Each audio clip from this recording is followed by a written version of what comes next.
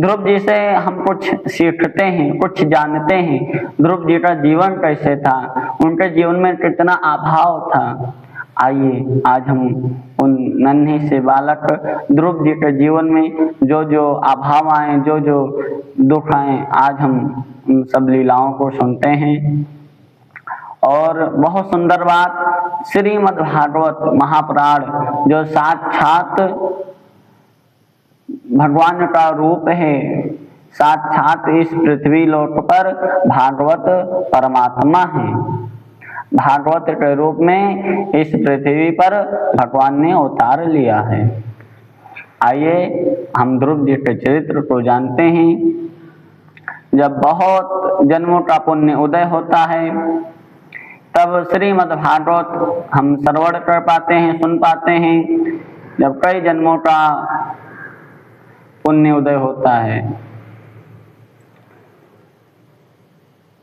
और आप सबके जीवन में जब कभी भी अवसर आए श्रीमद् भागवत सुनने का, आप उसे कभी ना छोड़ें।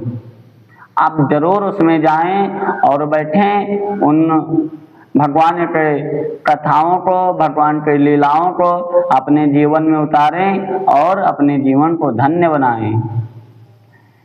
भगवान ने दर्शाया है, समझाया है जीवन कैसा जीना चाहिए, जीवन में कैसे कैसे समस्याएं आते हैं, उन समस्याओं का निवारण कैसे करना चाहिए, सारे भगवान ने समझाए हैं अपनी लीलाओं में।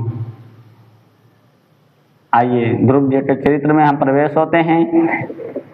बोलो सच्चिदानंद भगवान की हरिओम। एक समय की बात है, एक राजा उत्तानपाद नाम के राजा थे। बहुत सुंदर राज्य चल रहा था, बहुत अच्छे से। उनका जो प्रजा थी बहुत प्रसन्न थी। राजा उनके जो थे बहुत अच्छे थे, धार्मिक राजा थे। अपने प्रजा को कभी दुख नहीं देते, कष्ट नहीं देते। बहुत प्रजा प्रसन्न और राजकाज भी बहुत अच्छे से चलता था, कोई समस्या नहीं थी। पर राजा को सारी चीजें मिल रही थी, राजा के जीवन में कोई अभाव नहीं था, कुछ पाने की इच्छा नहीं थी। हाँ, बस परमात्मा से सिर्फ एक ही चीज मांगते थे।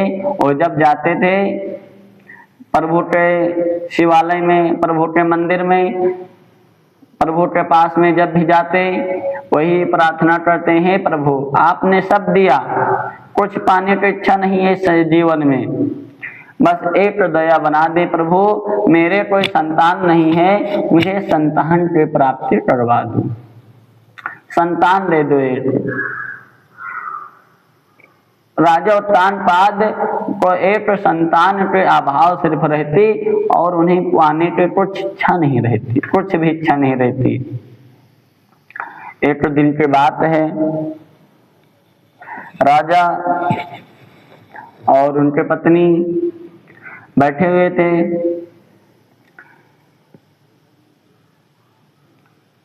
राजा बहुत दुखी थे, बहुत परेशान थे।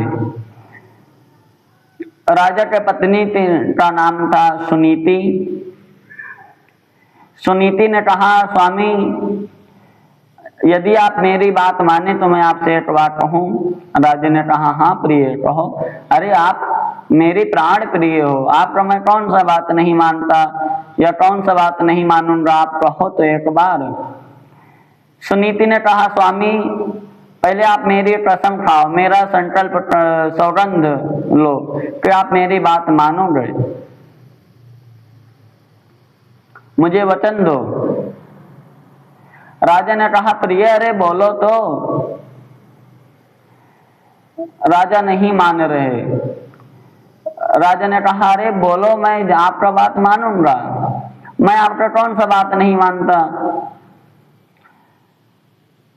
सुनीति ने कहा, स्वामी नहीं, आप पहले मुझे वचन दो तब मैं बताऊंगी। जब सुनीति नहीं मानी तो राजा को वचन देना ही पड़ा।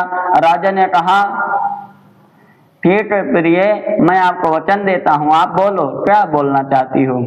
सुनीति ने कहा, स्वामी मैं चाहती हूं आप दूसरा विवाह कर लें। राजा ने जैसे इतना सुना, राजा के शरीर से जैसे प्राण निकल गए, प्राण छूट गए। राजा ने कहा, अरे सुनीति, आप ये क्या बोल रही हो? आपको भात है, आपको ज्ञात है, आप क्या बोल रही हो? सुनीति ने कहा, हाँ स्वामी, मैं जानती हूँ मैं क्या बोल रही हूँ। राजा ने कहा, नहीं जानती तुम? अरे तुम मेरी प्राण प्रिय हो, मेरी प्राण हो। यदि तुम ऐसा बोलती हो तो समझो मेरे पे क्या बीतेगी। अरे नहीं चाहिए मुझे, न राज्य चाहिए, न धन दौलत, न कुछ नहीं चाहिए, न संतान भी नहीं चाहिए मुझे, सिर्फ आप चाहिए। आप मुझे ऐसा मत बोलो, आपके सिवाय संसार में मेरा कौन है? मैं आपसे कितना प्रेम करता हूँ, आप जानती हो। सुनीति ने कहा, स्वामी मैं जानती हूँ आप मुझसे बहुत प्रेम करते हैं, बहुत स्नेह करते हैं, पर आपने मुझे वचन दिया है, अपने वचन से मुकर मत जाना।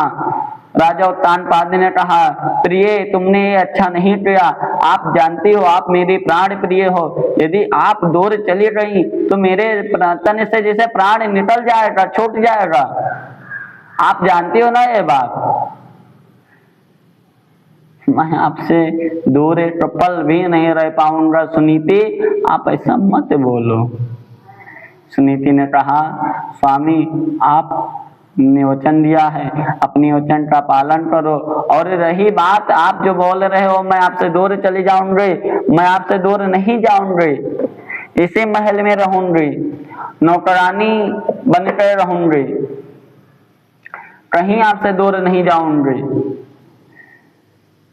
राजा उत्तानपाद ने कहा, अरे प्रिय, आपको पता है आपने जो बोला है ऐसा नहीं बोलना चाहिए, मैं नहीं कर सकता, आपके वचन को मैं नहीं मान सकता। सुनीति ने कहा, स्वामी मानना तो पड़ेगा। सुनीति को राजा उत्तानपाद ने वचन दे दिया था, अब राजा विवश है, राजा करें तो क्या करें। राजा को वचन का पालन करना था। जब सुनीति बहुत समझाई तो राजा कहे, ठीक है यदि आप चाहती हो तो ठीक है, पर रहना आपको भी महल में है, मैं आपको देखे बिना आपसे दूर नहीं रह सकता। सुनीति ने जाकर जो महल के पूजनीय पुरोहित आचार्य जी थे उनको आदेश दिया कि राजा के वास्ते कोई सुयोग पुत्री लेकर आओ जिससे राजा का विवाह करवाया जाए। वह आचार्य भी बहुत आश्चर्य में पड़ गए, अरे राजा का विवाह तो हो चुका है और रानी ही बता रही है उनके लिए पुत्री लेकर आओ। बहुत सोच में पड़ गए आचार्य जी, और आचार्य जी को आदेश मिला।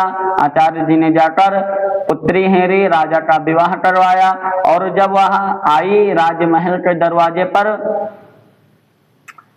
और स्वागत में जो खड़ी थी, आरती उतारने के लिए जो खड़ी थी,